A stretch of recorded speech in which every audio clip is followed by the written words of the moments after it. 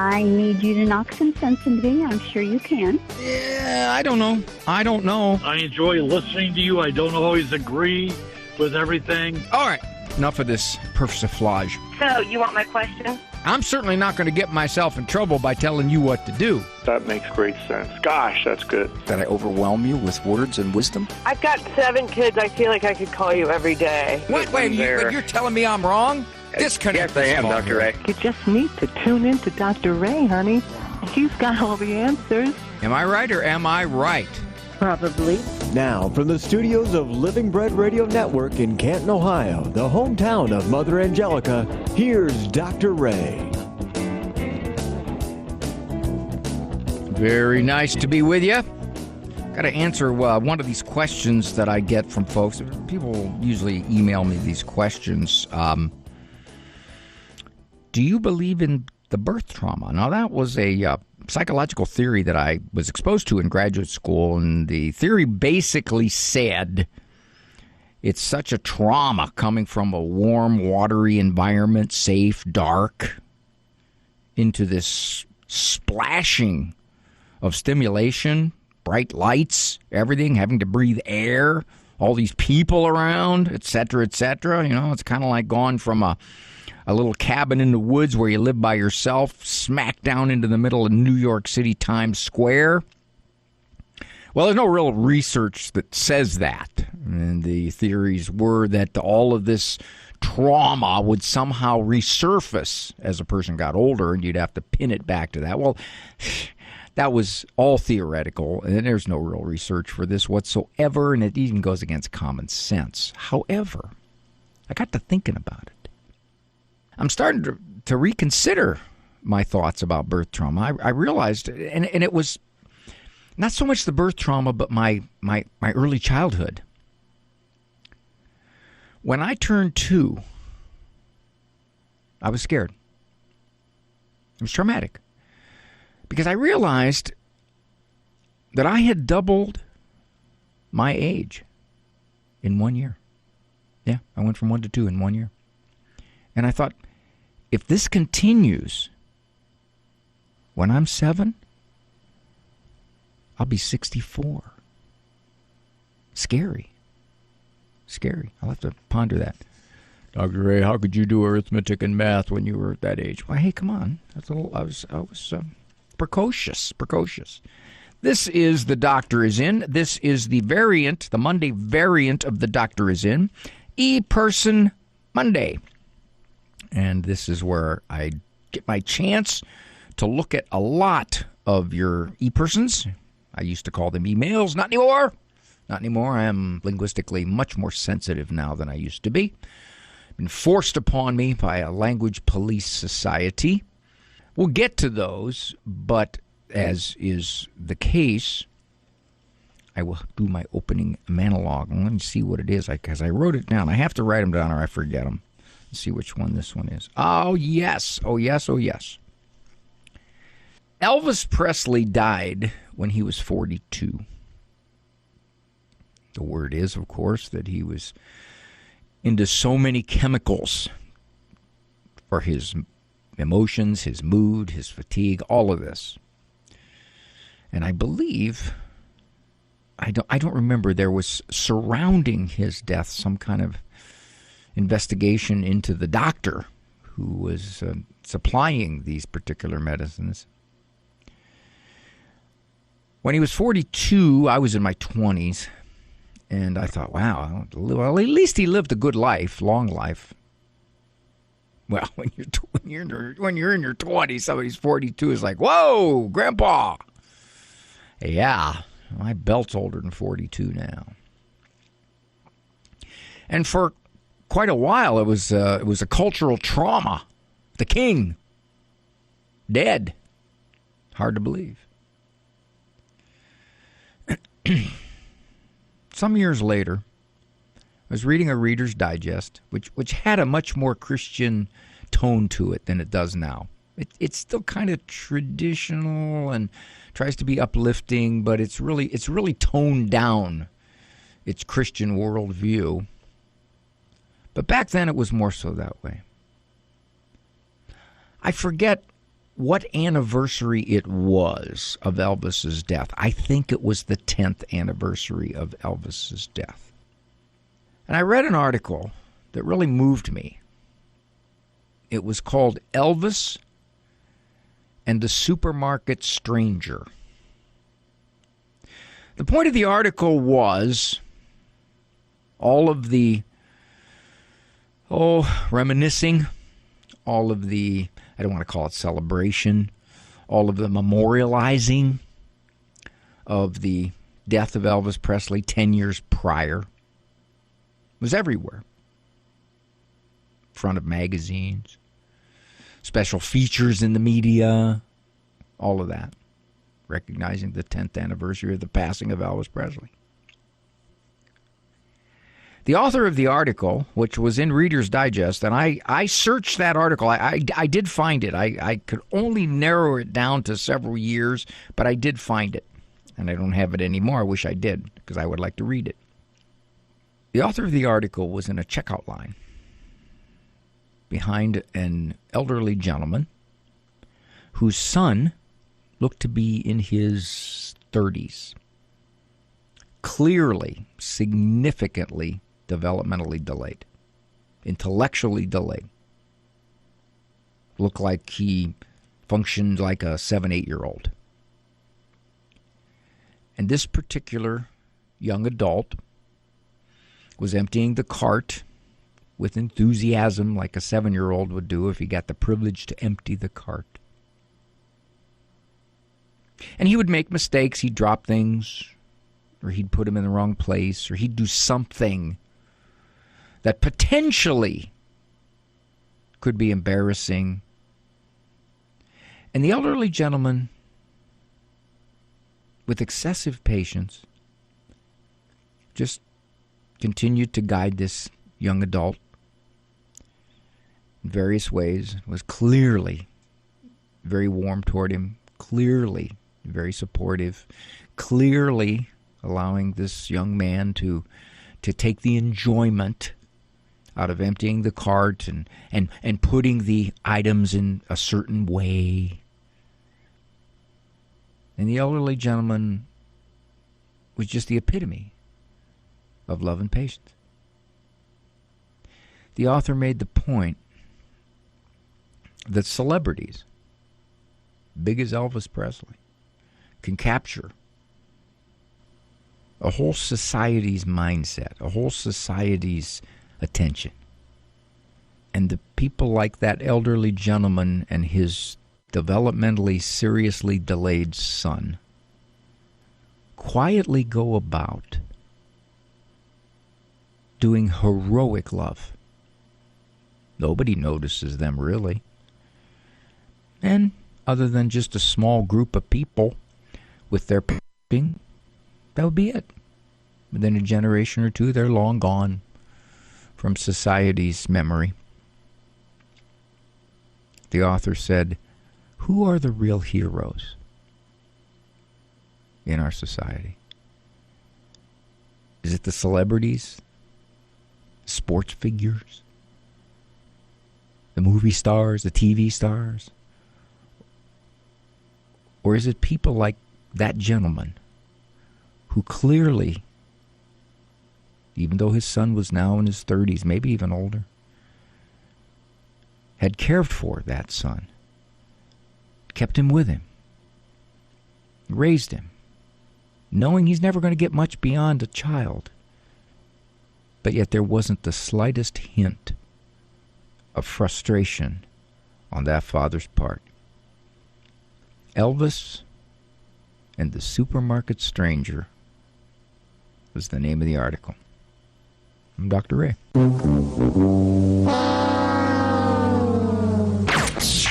We don't have a lot of time on this earth. We weren't meant to spend it this way. The doctor is in. I can't just be myself. Well, you're doing it right now. No, I'm not. I'm Dr. Ray. This is Dr. Ray.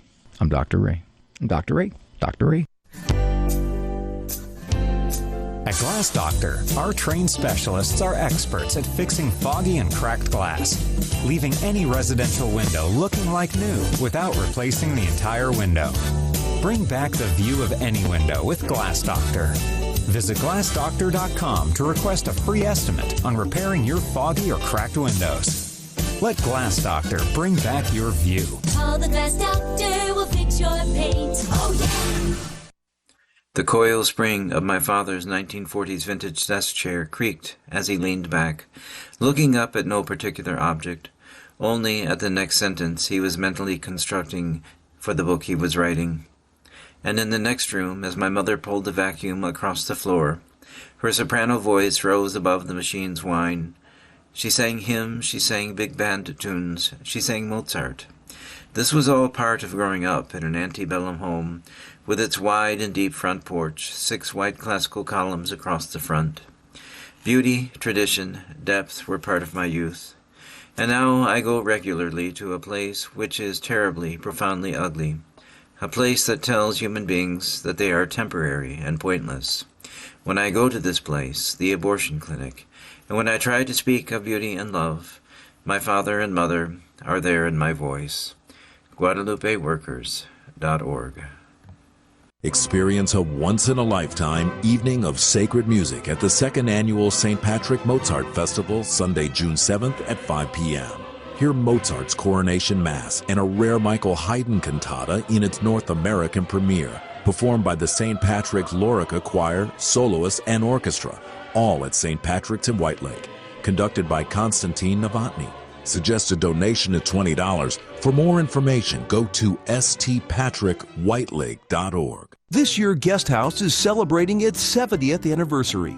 Opening their doors in May in 1956 in Lake Orion, Michigan, Guest House is the world's most successful treatment center designed exclusively for the ordained and consecrated, including those in formation. For 70 years, they've been a beacon of hope and healing for more than 8,000 guests seeking lasting recovery from addiction and other behavioral health conditions. Support their mission today at guesthouse.org. That's guesthouse.org. A lot of people suffer when they have to listen to me. So at least you're getting your daily dose of suffering right now.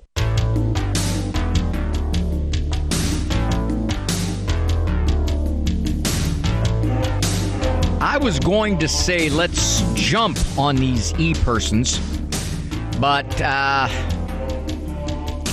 well, can't really jump anymore.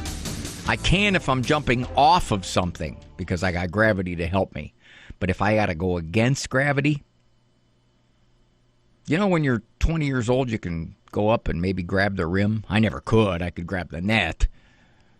But now I'd have to get a major league running start, jump on a small trampoline, time it perfectly, and come within 6 inches of the net. This is from Brian, listens regularly. I heard the call yesterday with the mom who had the 11-year-old son that is frustrating her. Yeah, we had a this was a little while back because this came in right after that call. He was doing a few things that he'd never done before. He was becoming a little more pushback. Talked a little bit about the maybe a surging testosterone level for this young man, but overall he wasn't out of control or anything like that. He was just doing some things. She said she had to nag him to do his chores, or he was a little more likely to taunt siblings. So we talked a little bit how to handle that. She said she has 2 other children. I don't think you asked if the one she was calling about was her oldest. I think it was. I think she did mention that it was. That could be a factor in her frustrations if it's something she's going through for the first time. There's some truth to this. My wife once said she thought she was a better parent of 10 than she was of 3. Now that seems counterintuitive. You know, how could you be better than 10? Your attention is going to be scattered all over the place. What about your supervision? It's going to be cut in parts of 10 instead of parts of 3. How can you keep track of what everybody's doing? And I think what she meant was she had a better sense of what to expect, a better sense of which troubles she should put more effort into correcting and which ones she wouldn't have to put quite so much effort because they were more likely just to fade. That's what she meant. And so I think our e-person mailer here was essentially saying, could this be a factor? Yeah, it could. Much of the time. A small example. Our first son, and I don't know how this happened, but he and his sister were 22 months apart. And we got a babysitter. And my wife and I went out. I took her. I mean, you got to treat your wife good. We went to Taco Bell. Yeah. Oh yeah, I ordered the large burrito. Hey, it was an anniversary. Come on. So somehow, and I don't exactly know the technology behind this, but the young babysitter called her mother. And at that time, our answering machine, you didn't have voicemail or anything like that. You had to use a landline. Our answering machine picked up what she said. I don't know exactly how that happened. But clearly, she was very frustrated. I think Andrew at the time was 3 and Hanny was 1. And yeah, they were crying. And I don't know if Andrew was resisting bedtime or what it was. And my wife and I were going to handle it when we got home. But she was just frustrated. I don't know why. This little girl won't stop crying, and the boy he's just very active in it. And what was happening? And she was like 16, I think, 15, 16. And I'll confess, more me than my wife overreacted. I basically called Mom and said I was nervous about how frustrated she got with the kid. Now, she didn't show any signs of hurting them or doing anything inappropriate. Not at all. She was just venting her own frustration at trying to take care of a 3-year-old and a 1-year-old. And she was obviously a very responsible young lady. We'd gotten feedback on that. I would have relaxed a lot more later, kids. But at that time, the first babysitter, first time out, 3 and a 1-year-old, being a 3 and a 1-year-old, and the babysitter not quite sure how to handle it. But she didn't do anything inappropriate. We got home, everything was quiet, everything was calm, the kids were in bed, it's no big deal. But I remember thinking about that, and I remember how sad the mother was when I called her because I said, we probably won't be using her as a babysitter anymore. And she said something to the effect, and most parents will say stuff like this, but I picked up a genuineness in this mom's voice. She said, my daughter is very well regarded as a babysitter. She's mature, she's responsible. I said, well, she got pretty flustered. So we probably won't be using her anymore, but thank you. And I look back on that and say, Ray, come on. What are you doing? That was way back when. But I think that makes the point here with what Brian here is writing about. Okay. Let's go to Mom. I appreciate what you had to say regarding autism and genetics. So this comment came from her superiors at the autism clinic. Okay, this is a mom. If I remember correctly, her daughter worked as a behavioral therapist or some type of staff at an autism clinic. Either day treatment or I think it was day treatment.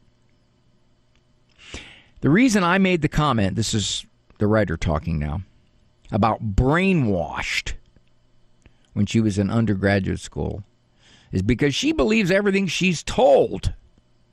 And Dr. Ray, with psychology, that may or may not be accurate. It's true. But her personality is to trust and assume that all the professionals are right in their field. Well, the problem with that is all the professionals in the field don't agree. That's huge. That's a major problem, especially with young parents turning to the professionals because they don't agree. So much of it is all theory. The autism clinic has told her and her colleagues not to say no to the kids and not to react when they are having behavioral issues. I can understand part of that, what they mean by react. If they mean don't emotionally react, don't get shook up, yeah, I got that part. But if they're meaning don't intervene, don't do something to put limits or even hold the kids accountable.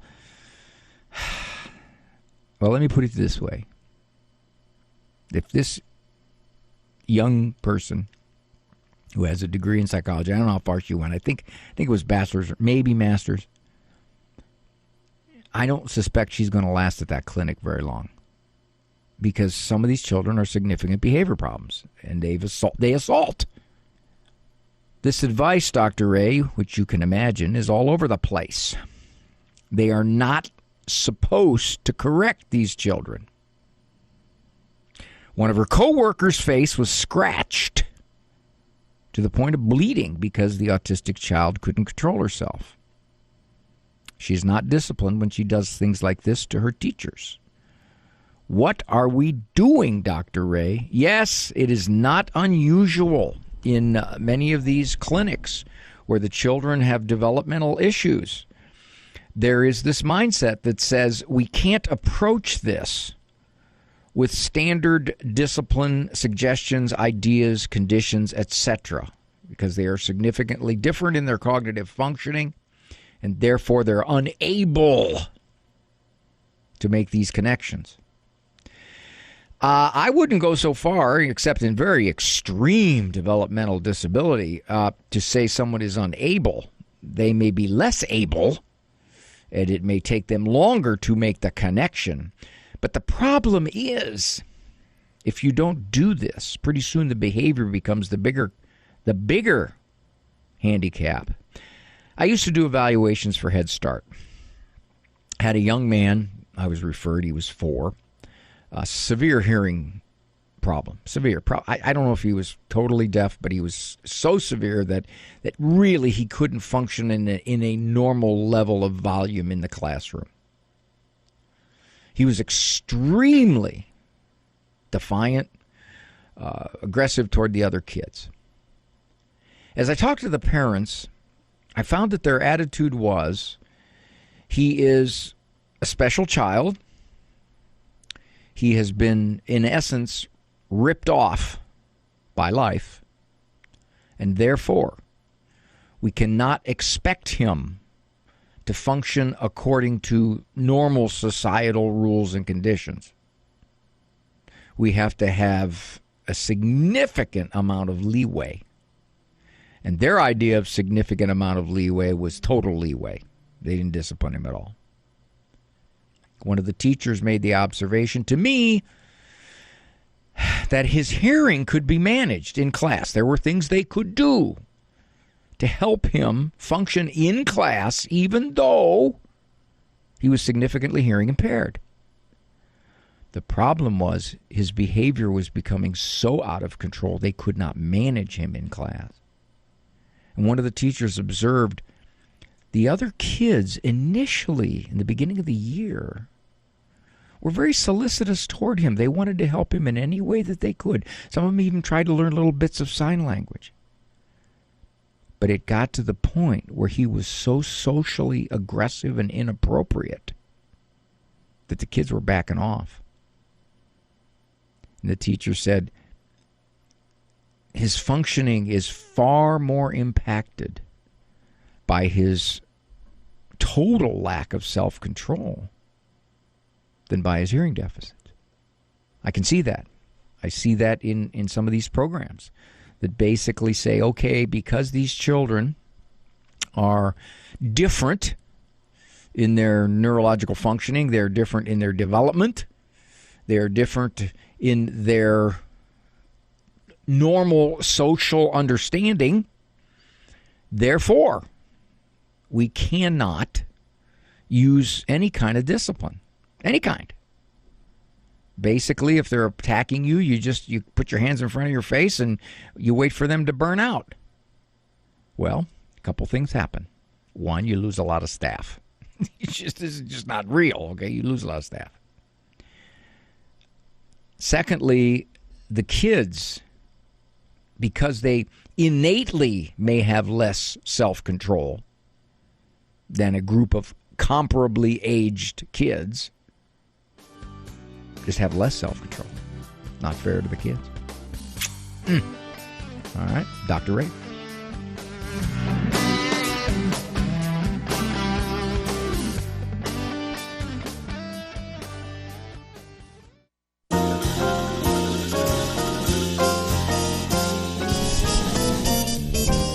Thank you so much for joining me here on The Doctor Is In. My producer man, Andrew Kruchek, is there in Ann Arbor, who cooperates with the EWTN Global Catholic Radio Network to put this show on the air. What a delight it is. 20, Andrew, how many years? 23, 24? I think somewhere in there for us. I don't know if this all started back when you, were you right with me from the beginning when I first, 20? All right. Andrew tells me that in that 20 years, he keeps an eye out for programs that he can rerun because they are maybe a notch above in quality than some of my other programs. And he told me after these last 20 years that he's found 10 of them. 10 of them. And those are our least worst programs. We used to go to Myrtle Beach for vacations when all the kids were there. We would trundle into our favorite little pancake house or something similar. And the waitresses, with their delightful southern accent, would look and count. And they'd say, there's 10. You got 10 of them. My wife would say, 10? Mostly flesh. But a few of them might be 10. I don't know. Haven't checked. 10 yet. All right. This is E-Person Monday. Let's see what we got here. This is a rather lengthy one. Might take it over into the next break. We'll see. I'm a father of 3 young children whose wife separated from me 2 months ago after 14 years of marriage. After she made me move out soon, I found out she was speaking with another man for months prior to the separation. Ended up they were dating right after our separation. I'm truly conflicted. I'm a devout Catholic. My wife would come to church with us. We were married in the Catholic Church, and I've been trying to raise our children with the same faith I have. All right, let me stop right there. One of the risks of people converting to the faith or having been Catholic but yet not as embracing of the faith as a spouse is that at some point they simply decide this faith is not going to motivate me to commit. It's just not. And I get this in my office. I get these people who come in, they converted at the point of marriage, and then after multiple years and multiple kids, they say, I'm out of here. I found somebody I like better. He says, I realize after being together since 2010 that there were many underlying issues and red flags before we were married. Yeah, we tend to ignore those things. We do. When I do marriage counseling, much of the time, the conflicts, the issues, the struggles were there. In some form, they were there. And they were ignored, or they were considered correctable with time. Got to be careful. You got to be slow when you see those red flags. I would just tell myself, there it is, here's the justification, that she would get better. Or it was all my fault, and I'll just have to deal with it. After years of her gaslighting me, in other words, making me feel like it's all my fault, I'm wrong, I'm crazy, lying, running away, stonewalling, talking with other men, and making me feel like the problem, in 2022 she told me, she had been having affairs for 2 years, then left me for another man for the first time in 2023. Because I love her and wanted to reconcile our marriage, I prayed, listened to podcasts, did whatever I could to get her back. It worked. We spent 2.5 years together. We went to Retrovi, and I thought it was amazing. We went to church retreats, mass, and adoration together so we could build our faith together. However, Dr. Ray, it seemed like no matter what I did, I was always the problem, and she would stop talking to me or showing me affection. So I presumed something was wrong again, but she wouldn't tell me anything. After this last separation and her adulterous relationship, I came to realize that the pattern she has been displaying in our marriage, and even with her parents and siblings, all share the same issues. This is something I see a lot of. When you have one spouse, I almost said partner, spouse, in a marriage, trying hard to make it work, and the other one, the more difficult person in the marriage. In a lot of cases, you find out that their trouble in this spousal relationship is not a whole lot different than their trouble with their own parents, their trouble with a sibling, their trouble with their adult children. In other words, they don't relate well or easily to a whole host of other people other than just their spouse. Not uncommon. But yet they have an incredible ability to see all the others as the fault and not themselves. I've been grappling, Dr. Ray, with how I can come to terms with our marriage being over and our family being torn apart. Or if I keep fighting for my wife, marriage, and family. Even though I believe I have a biblical reason to divorce my wife. Well, at this point, you may have a civil reason to divorce your wife, whether it remains to be seen, and probably given what you're describing, had you had a better sense of what your wife was like in your courtship and your marriage, you wouldn't have married her, or at the very least you would have delayed quite a while. Given that, you might have grounds for an annulment. I just don't want it to end this way. Sadly, sir, it sounds like what you've described is that she wants it to end this way.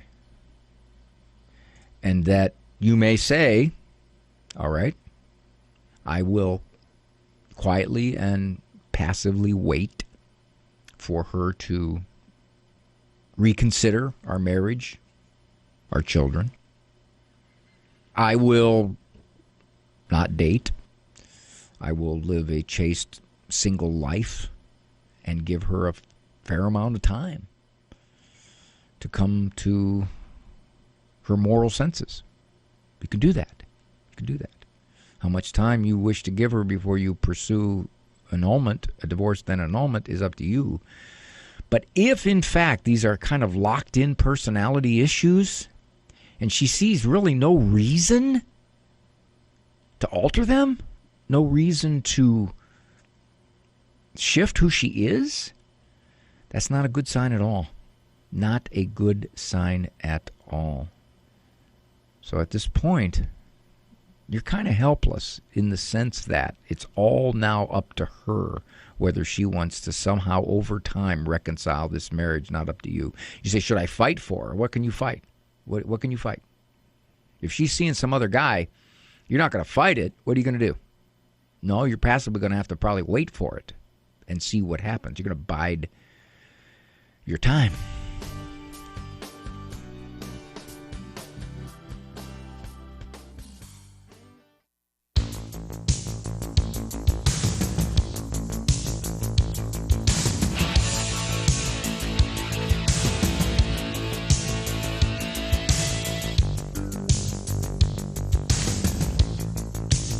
Thanks so much for joining me here in The Doctor's In. This is Dr. Ray Guarendi, Monday through Friday, 1 o'clock Eastern Time. Website, drray.com, drray.com. People sometimes ask, how do we get your books? Well, the simplest way is go to the website. I think all 18 of them are listed there. They are discounted and signed, and the shipping is very low. We keep it very low. I have a biological son. Now, I am not talking. This is not me. This is the E-person. I have a biological son, 13, and two stepsons, 12 and 10, who live with us. I am a stay-at-home mom, so I am with the children more than their father. Most of what I read says that the biological parent should be the main disciplinarian. It depends. Don't you just love psychologists? The ideal situation is that the biological parent and the step-parent have equal authority. Now, in that case, the biological parent would give that authority to the step-parent and would make it very clear to the stepchildren that the step-parent has that authority. Now, will the step-parent be accepted as having that authority? Well, that's where the complications come in, because on one hand, the kids could look at the step-parent and say, "You're not my father, why do I have to listen to you?" Or the biological parent in the visitation or the shared parenting could be feeding them. "You don't need to listen to her. She's not your mother, I am." That happens all the time.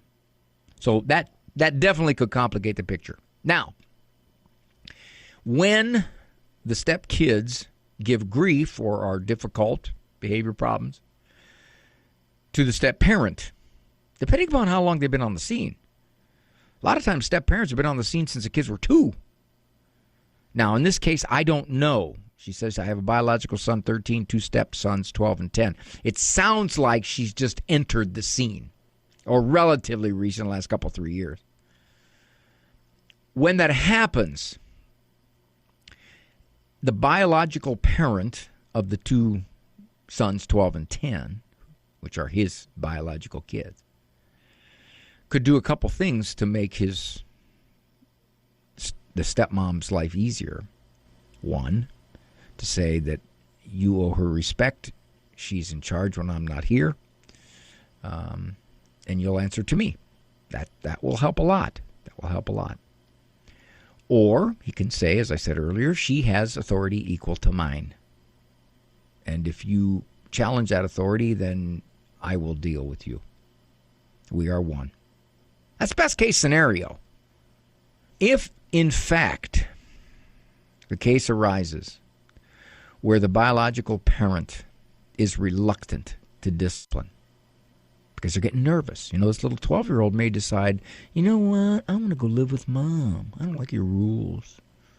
I don't like your new wife." And if the biological parent is nervous about asserting authority, and the step-parent tries, and it doesn't work because the biological parent's not backing them up, or at least not backing them up consistently, in those cases, I have advised the step-parent to simply turn the disciplining over to the biological parent. That's not the best. It's not the best case scenario. But what's happening is that the friction is getting ugly, and the step-parent is trying to enforce discipline, but the biological parent is not on the same page for whatever emotional reasons.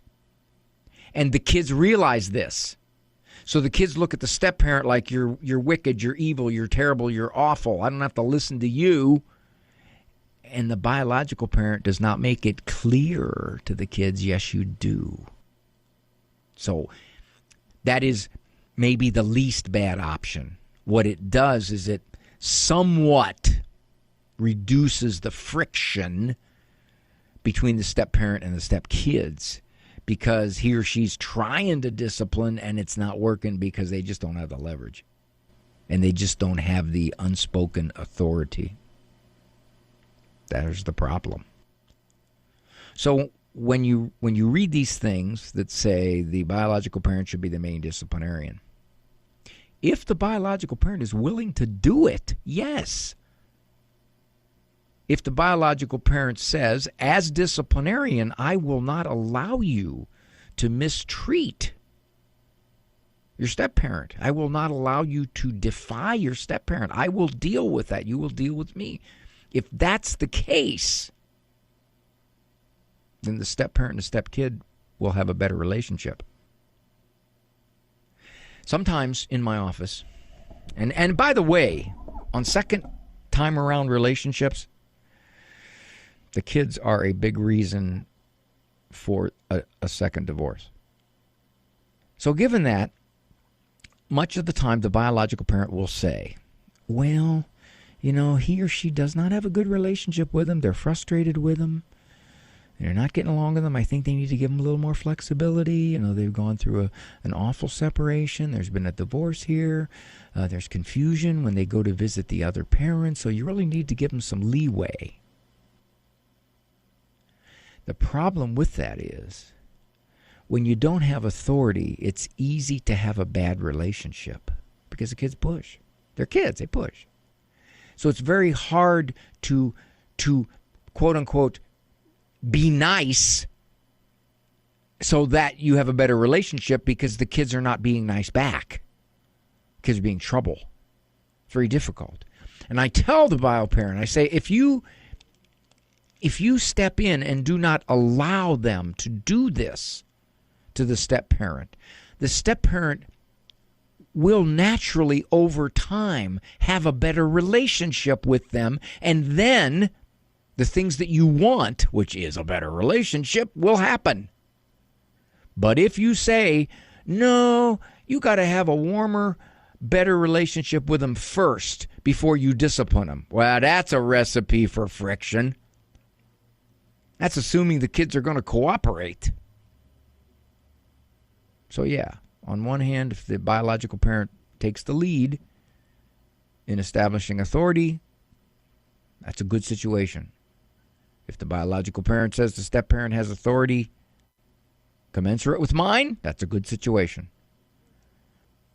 But if the step parent really doesn't have much in the way of authority because the biological parent is very much permissive or is reluctant or is afraid the kids are going to go live with the other parent, or the other parent is telling all kinds of things to undercut the step parent, now you got a problem. You got a real problem. And that's when, if the biological parent steps in and says, okay, I'm not going to let this happen, the step parent can have a better relationship with the kids. Dr. Ray. We'll return after these messages. My dad, sharp as a tack, but getting him out for a dentist trip got harder every year. When he moved to the senior residence where he lives now, Dr. Mansour's portable dental service was a godsend. Dr. Mansour comes to wherever the homebound patient may be, whether in a nursing facility or the comfort of home. All the services you'd expect in a dentist office brought straight to the patient's door. Call 586-873-5567. That's 586-873-5567 or portabledentalservices.com. Fire on the Earth's Peter Herbeck. Satan is demanding, and he wants to seduce all of God's creation. Men and women were made to love God and to love one another and to freely offer our lives to him. That's the whole meaning of human existence in a nutshell. That's it.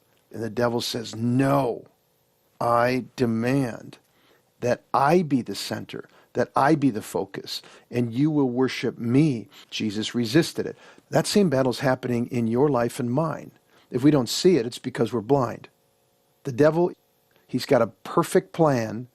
He's got a bad plan, and he's going to work that plan. He's going to say, where are Peter's vulnerabilities? Is he easily distracted?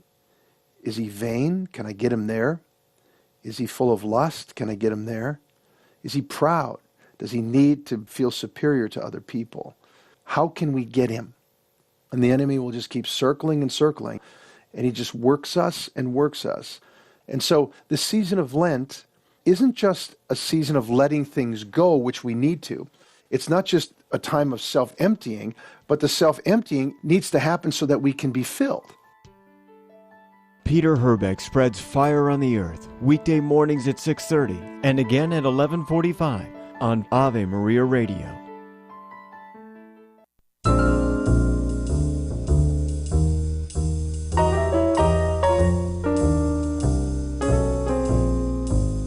Read these baby books. They all tell you the same thing. Infants need to eat every 2 to 3 hours. What they don't tell you is that this schedule continues until the child becomes a young adult and eventually moves out of your house. Yeah, I used to take my kids to buffets. It's the only way I could fill up the 5 boys when they were teenagers all at the same time. Okay, let's see what we got. One last e-person here. Dr. Ray, I'm 26 years old. I've been in a relationship off and on. And so right away, quick, that's a bad sign. And by being in a relationship, what you're saying is we're not married. for about 8 years. Currently, I'm engaged to this man. And we have a 19-month-old daughter. Our relationship has never been good. And I have had to deal with physical and mental abuse. Well, the mental abuse could be fuzzy. Physical abuse is not fuzzy. He doesn't talk to me or show me much kindness or caring. All right, so what she's saying is this is really one ugly relationship. And if it's been this ugly for 8 years, I don't know what makes her think it's going to get unugly. But I don't know if leaving him is right for our daughter. Well, here's the question. What kind of father is he? If he treats you that way, what kind of husband and father is he going to be? I want what's best for her, but I do know that fighting all the time is no good. I can't tell you what's best for her, but on the basis of what you're describing, this sounds really bad. And if you're saying to yourself, okay, I'm going to persevere because she needs a daddy in her home, but the question becomes, is he a daddy? The question becomes, is it dangerous for you? You said physical abuse. You said there's no emotional, moral connection here with him. We're living together.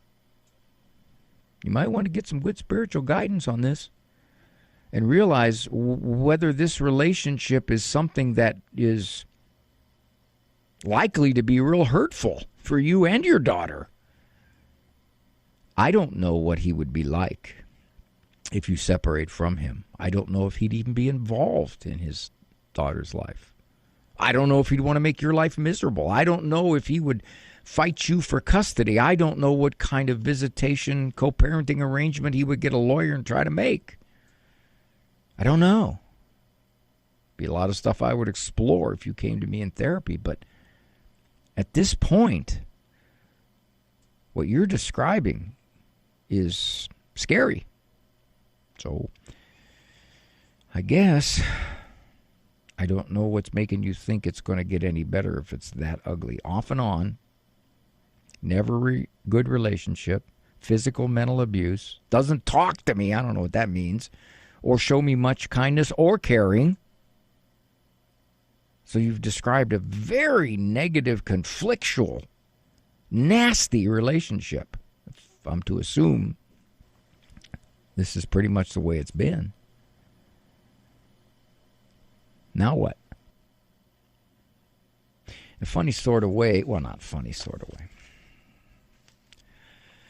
When our Lord, when God has given us his conditions for the best living, when his church says, do it this way, don't do it that way, and he says that physical relations are best in a committed marriage because those are the ones most likely to succeed, most likely to have a stable environment for the kids.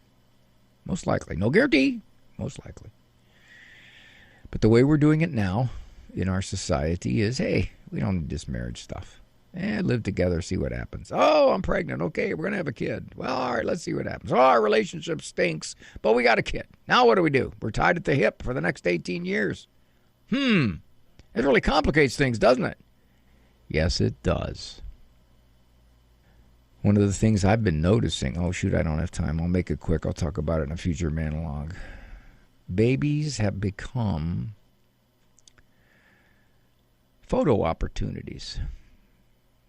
Put them on Instagram. Put them on Facebook.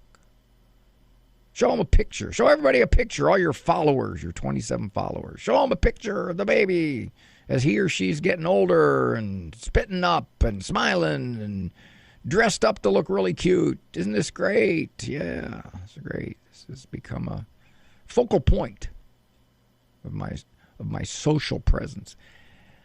I'm not trivializing, I'm not making fun of it, but I do think it's a factor in essentially, quote unquote, making the social best out of a very tricky, complex situation, which can very well be when you live with somebody and you have a child with them.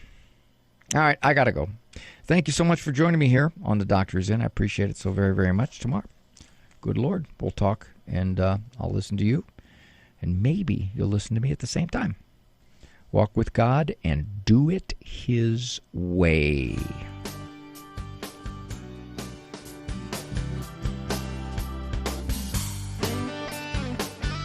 For information on Dr. Ray's presentations, books, and CDs, visit drray.com and follow him on Facebook and Instagram. The Doctor Is In is a co-production of Ave Maria Radio and EWTN Radio and carried across the EWTN Global Catholic Radio Network.